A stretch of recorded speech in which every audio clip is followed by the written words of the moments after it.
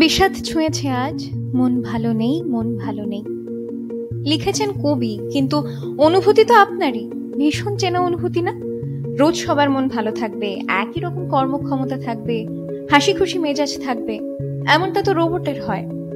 মন থাকলেই এক আধ দিন মন ভালো থাকবে না, এমনটাই তো স্বাভাবিক। আর সেই সব দিনে চাইলেই ছুটি পাবেন কর্মীরা।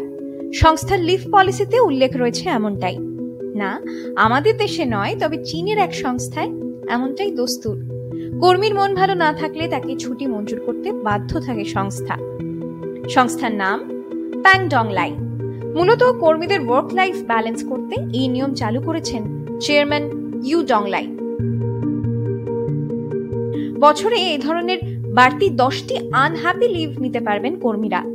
সকালে উঠে কোনো কর্মীর মনে হলো আজ মন ভালো নেই, ব্যাস অফিসে একবার জানিয়ে দিলেই হবে, কোনোভাবেই ছুটি নামঞ্জুর হবে না।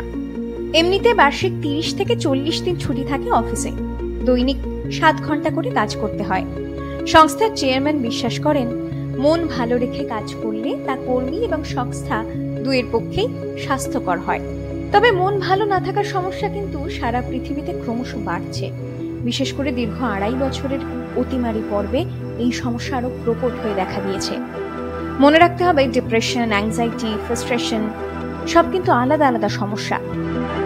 বেশ কিছু ক্ষেত্রে শুধু নিজে নিজে এগুলো থেকে বের হওয়া সম্ভবও নয়, তার জন্য মনোবিদ, মনস্তাত্ত্বিকরা রয়েছেন।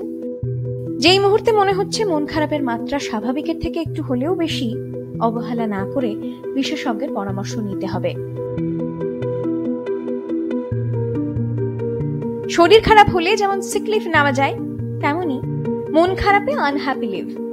এই যে আনহ্যাপি লিভ নেওয়ার চল শুরু হলো, এটা কি নেহাত কোনো বিচ্ছিন্ন ঘটনা? না, বিশ্বজুড়েই তো মন খারাপ বাড়ছে, নানা বয়সের মন খারাপ। আধুনিক জীবনের নানা কারণ রয়েছে এই মন খারাপের পেছনে। দ্রুত গতির জীবন, ইঁদুর দৌড়, প্রত্যাশার পাহাড় প্রমাণ চাপ, অনিয়মিত অনিয়ন্ত্রিত জীবনযাপন, ঘুমহীনতা, অবসাদ, উদ্বেগ, সোশ্যাল মিডিয়ায় মাত্রাতিরিক্ত উপস্থিতি, এই সবের কারণে আমাদের মনে ক্ষত তৈরি হয় রোজ। আর সেই ক্ষত সেরে ওঠা জরুরি। মনের স্বাস্থ্য নিয়ে কথা বলা জরুরি। বিশ্বের বহু দেশ কিন্তু এই প্রয়োজনীয়তা অনুভব করছে।